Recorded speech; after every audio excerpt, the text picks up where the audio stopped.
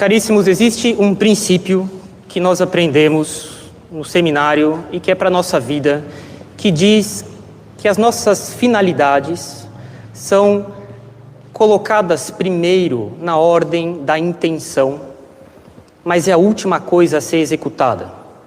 A finalidade é a primeira na ordem da intenção, é a última na ordem da execução. Quando eu digo ordem, quero dizer no plano, no nível, na esfera.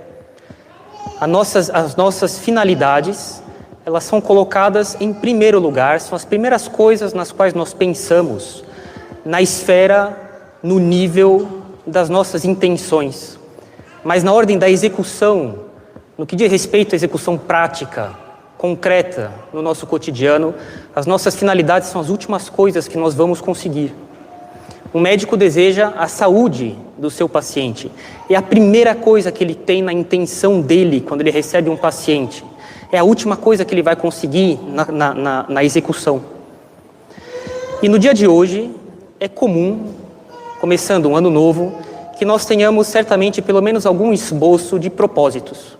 Que nós tenhamos uma certa visão, mais ou menos fluida, pelo menos. Alguns o têm de modo muito nítido, outros o têm de maneira um pouco confusa, um pouco vaga, pelo menos isso, né?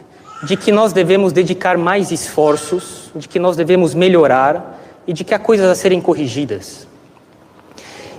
E, de fato, nós procuramos constantemente sinais de progresso na vida católica, porque ninguém gosta de fazer esforço à toa.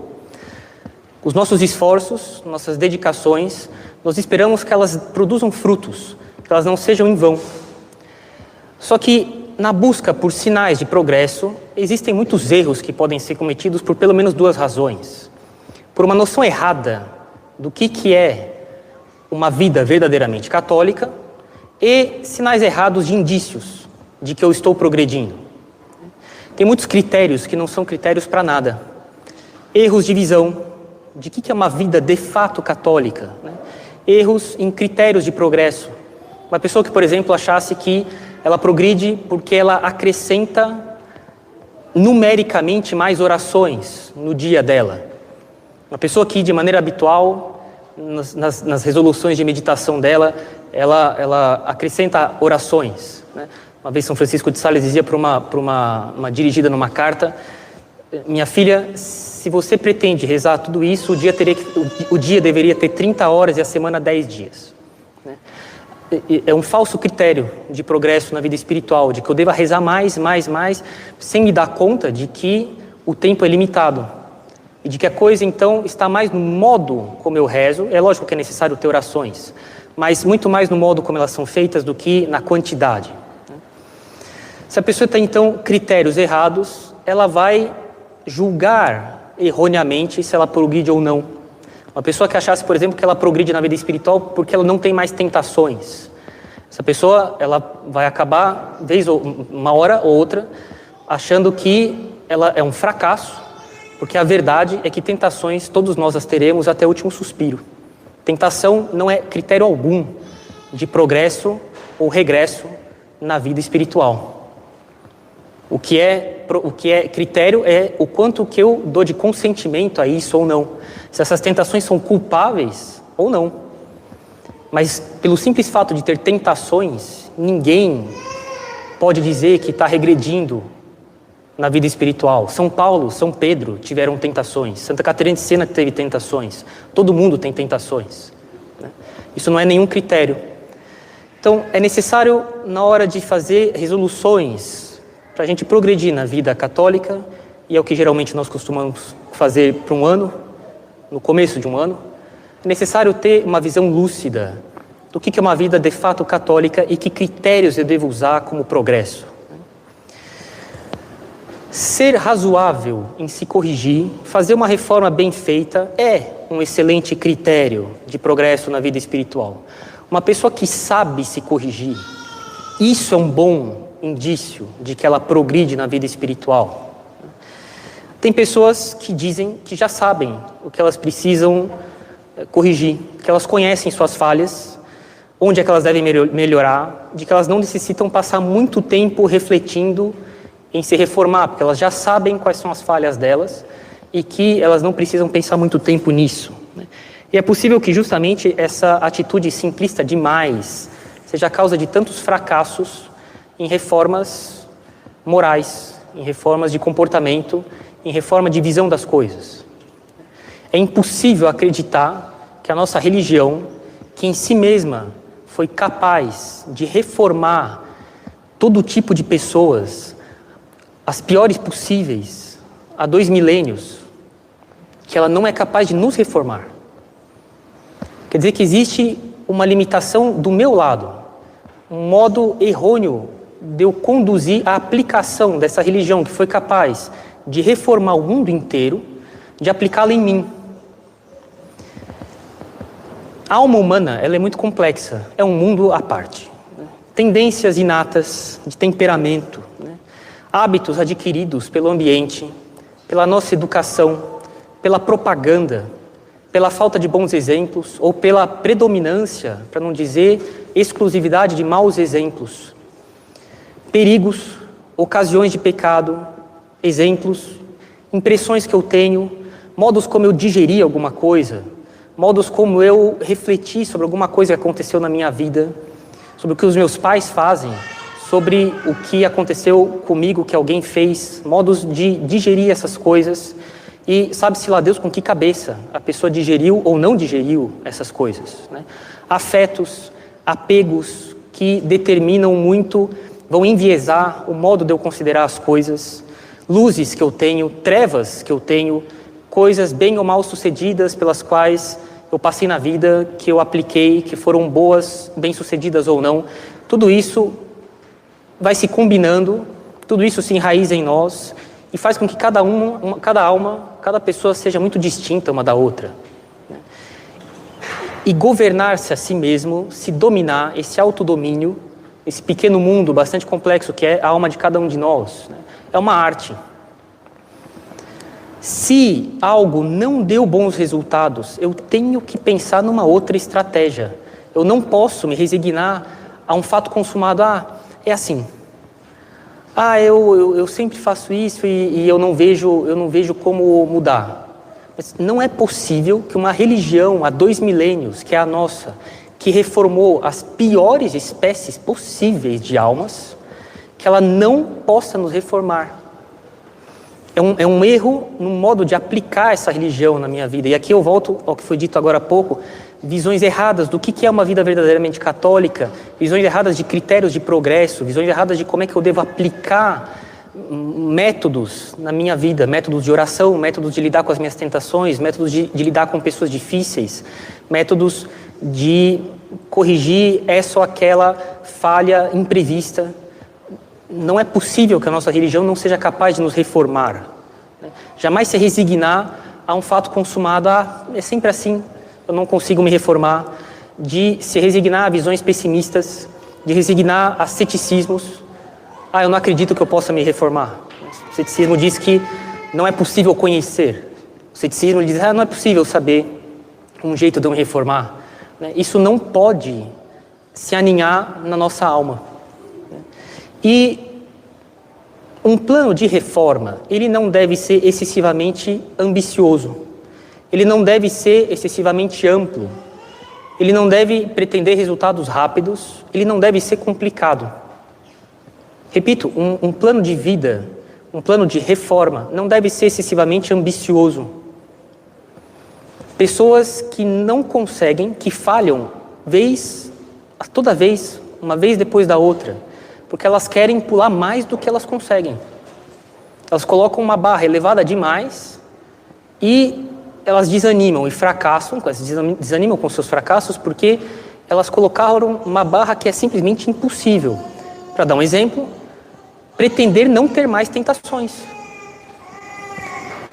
Isso é uma loucura. Isso é um ideal absolutamente irrealizável, impossível. Pessoas que pretendessem não ter mais tentações, elas estão pedindo para serem fracassadas porque elas pretendem enxugar gelo. É impossível não ter tentações. Pessoas que colocam metas ilusórias, absolutamente ambiciosas, para dizer o mínimo, né? Irrealizáveis mesmo, né? Amplas demais, que pretendem resultados rápidos demais. É necessário atacar um problema radical. Radical é um termo que vem de raiz. Radix, em latim. Uma coisa radical, uma coisa que é a raiz de muitas outras coisas.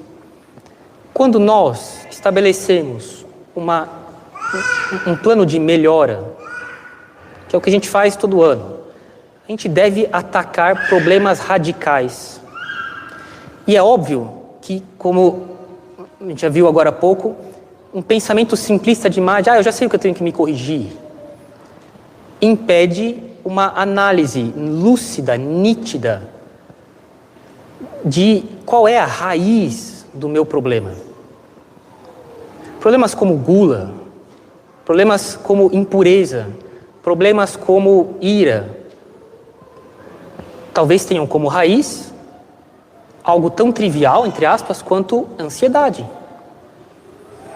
E mais do que ficar tentando atacar os efeitos, é necessário controlar a minha ansiedade. É necessário que eu saiba, mas de onde vem minha ansiedade? Como é possível que eu pretenda dar tiro de canhão para matar mosca? Como é possível que coisas triviais do dia a dia, coisas que 100% das pessoas passam, que isso me deixe completamente fora do prumo? Sendo que isso acontece o tempo inteiro, com todas as pessoas, durante décadas e décadas, até o último suspiro de todo mundo. É necessário que eu me dê conta, qual é o problema da minha ansiedade? Por que eu sou assim?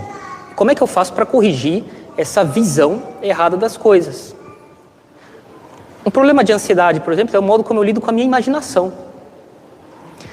Aristóteles e São Tomás explicam que os afetos que nós temos são consequência absolutamente direta da minha imaginação.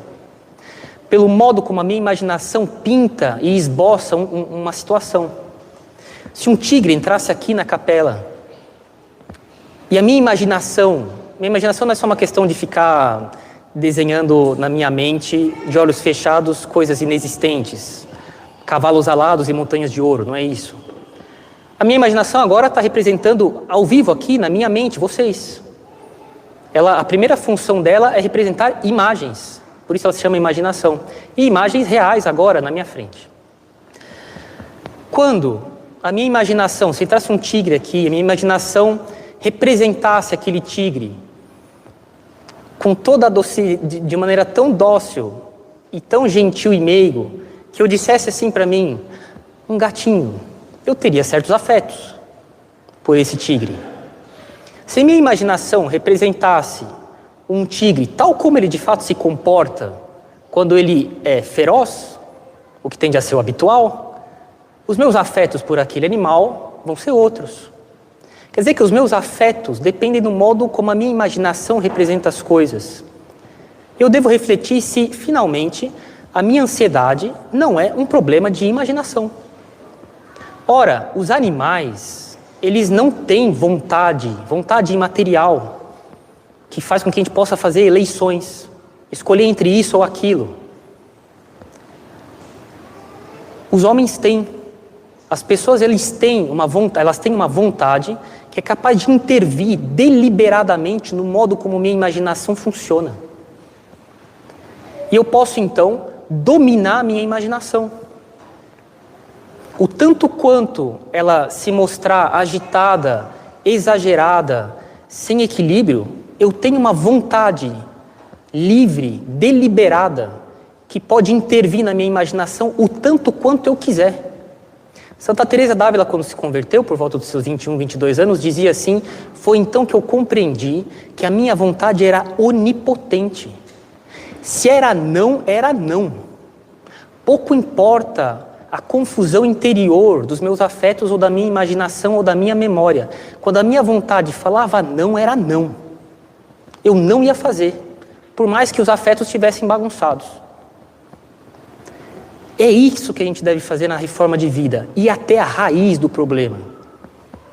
Se eu tenho gula, por exemplo, a raiz do meu problema é a minha ansiedade, a raiz da minha ansiedade é a minha imaginação. E a minha imaginação descontrolada, a raiz disso é a minha falta de intervenção da minha vontade, porque a minha vontade é onipotente. E se a minha imaginação ficar rebelde, se eu falar não, é não. E é assim que eu me controlo. Isso é um projeto de reforma de vida que funciona. é necessário escolher um arsenal eficaz para corrigir nossos problemas.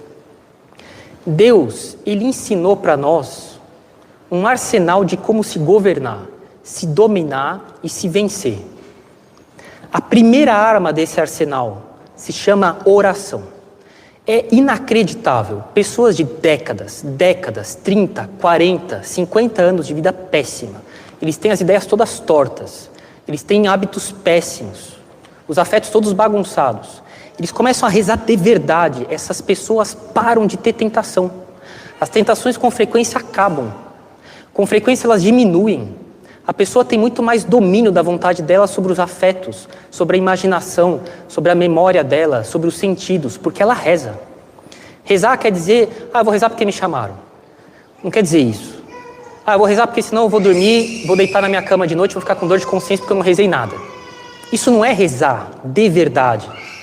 Rezar de verdade é eu vou rezar porque eu tenho que arrancar de Deus tudo o que eu preciso para me governar. Esse é o espírito de rezar de verdade. A primeira arma do nosso arsenal de como se governar, a principal, é rezar de verdade. E Deus ajuda. Com frequência, essas pessoas se governam porque as tentações acabam. Ou elas diminuem muito. E elas têm muito mais domínio de si mesmas. Com frequência, coisas que elas sempre souberam, que elas tinham que fazer, agora cai a ficha e elas fazem. Porque elas rezam. Essa é a primeira arma do nosso arsenal de como se governar e de como ir até a raiz dos problemas, dos nossos defeitos. Uma pequena sanção, talvez. Por exemplo, já conheci padres que demoravam demais, ficavam procrastinando para rezar as horas do breviário. Então eles começavam a falar, não, eu só vou almoçar depois que eu rezar até tal hora. Eu só vou sair para dar uma caminhada depois que eu rezar tal hora do breviário. Ao invés de, não, vou sair, depois eu rezo isso. Se impor algum sacrifício, se impor limites, se impor balizas. Grandes problemas podem ser evitados com pequenas precauções. Grandes problemas podem ser evitados com pequenas precauções. Uma coisa clássica, né? As prudências que a gente deve ter em namoro e noivado. É necessário saber que dentre essas prudências há duas classes. Tem coisas que de fato fazem as pessoas entrar em tentação. Toques, abraços, beijos, essas coisas, é para evitar isso aí. Mas tem coisas que não provocam nenhuma tentação. Mas como a pessoa é feita de carne e osso, se a tentação resolver aparecer, se você não tomou aquela precaução, você está desarmado. Você vai cair. Tem coisas que não produzem tentação, mas a tentação vai aparecer. Uma hora ou outra ela vai aparecer. E bem mais rápido do que a gente imagina. E essas precauções que não foram tomadas, elas não causaram as tentações, mas as tentações apareceram e agora você vai cair. Porque você não tem nada que te protege. Certas circunstâncias, conselhos que a gente sempre dá, de como evitar pecados que na verdade não são coisas que se você não fizer vão te causar tentação. Se você não fizer, quando a tentação aparecer, você não vai ter recurso para não cair. Grandes problemas podem ser evitados com pequenas precauções. Uma visão panorâmica de todo o estado das coisas. Quando um superior visita uma casa, um superior religioso, ele procura ter uma visão panorâmica, um bom superior, de como é que é o andamento da casa. Ele tenta não deixar passar nada de importante no que diz respeito à dinâmica daquele apostolado, ao modo como as pessoas estão lidando umas com as outras, as atividades que estão sendo feitas, os resultados que estão sendo obtidos. Uma visão panorâmica, sem deixar nenhum setor importante privado de observação. Depois, se ele começa a ver que tem isso ou aquilo de falha, ele vai na raiz do problema. Tal modo de conduzir as coisas, tal modo de conceber o apostolado, tal modo de falar, tal modo de organizar os horários. Né? E pequenas reformas, mas com imensa frequência, frequentissimamente, pequenas reformas evitam grandes problemas. E depois um programa que seja prudente, sistemático, com certas sanções para mim mesmo. É sempre muito agradável ter alguém ponderado, equilibrado e maduro do lado de nós, do nosso lado, na nossa convivência. Pessoas que, quando você conversa com elas, elas expõem suas considerações de maneira tranquila, é lúcido, é nítido, elas veem bem o encadeamento das coisas. A gente se diz assim, poxa vida, se tem alguém que eu preciso pedir conselho quando eu estiver em apuros, é para essa pessoa. Uma pessoa que sabe lidar com os problemas de maneira serena, tranquila, sem perder o prumo. E se der errado a resolução que ela tomou, ela vai com serenidade revisar as coisas. A gente aprende mais com os nossos erros do que com os nossos acertos. É assim que deve ser a nossa estrutura, é isso que nós devemos exigir de nós ao fazer um programa, que ele seja prudente, que ele seja razoável, que ele seja nítido, que ele seja ponderado. Uma coisa que a gente exige das crianças, então eu exijo de mim também. Não é uma coisa que eu exijo só dos meus filhos, é uma coisa que eu exijo de mim também. Uma visão panorâmica. Uma visão panorâmica a gente tem com meditação diária, com exame de consciência. Isso que eu estou fazendo, quais são as consequências? Onde é que isso aqui está reverberando? No meu marido, na minha esposa, nos meus filhos, meu vizinho, no meu trabalho, na minha oração. Se eu comecei a ver que, por exemplo, eu frequento algum lugar, eu visito alguma pessoa, e com isso eu negligenciei alguma oração, ou eu volto com dor de consciência, ainda que seja leve, eu preciso parar e me dizer, isso aqui não está certo. Preciso corrigir isso aqui. Uma visão panorâmica, por reflexão, por meditação, por exame de consciência. Lembre-se, exame de consciência não é exame de memória. Eu fiz isso, isso e isso. É necessário ir na raiz das coisas. Quais são as intenções com que eu fiz isso? Eu fiz de maneira afobada, precipitada. Eu não refleti nas consequências, eu vi que acabei causando alguns problemas, ainda que sejam coisas pequenas. Que eu me atrasei para isso, que eu irritei tal pessoa, eu não previ, tudo bem, eu não previ, mas agora eu posso prever. A primeira vez que um jovem fica embriagado, coitado, ele nem conhece o limite dele, a gente dá um desconto. Mas na segunda vez, não. Agora, pelo menos ali, ele sabe que ele não pode chegar. Que tem que ser pelo menos menos que aquilo.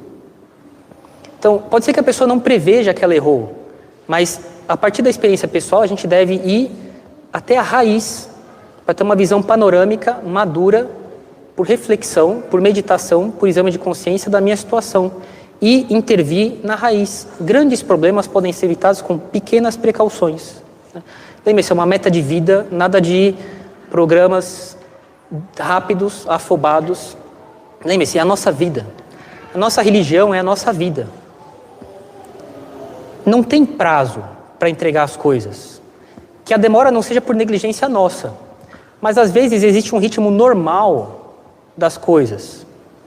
As plantas, quando crescem na lentidão delas, eu não posso dizer assim, nossa, está demorando. Não, é o tempo normal dela.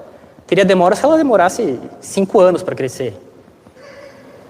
Os aspargos demoram 3 anos para crescer, para colher. Se antes de 3 anos eu não consigo colhê-los, eu não posso dizer que eles estão demorando. É o ritmo normal deles, sem angústias. Se os meus aspargos demorassem 10 anos para crescer, aí sim tem um problema. Sem afobações, sem querer planos rápidos, precipitados. É a nossa vida. Lembre-se, é uma vida que a gente deve visar, que seja verdadeiramente católica, por um sincero desejo de ser melhor. Que seja essa a estrutura dos nossos propósitos, né? Que isso, espero, sirva realmente de norte para que nós tenhamos propósitos simples, nada ambiciosos e pretensiosos, mas que sejam radicais, no sentido de que com toda a serenidade do mundo, com reflexão e meditação e domínio de si mesmo, que a gente possa ir na raiz das coisas e sermos melhores. Em nome do Pai, do Filho e do Espírito Santo. Amém.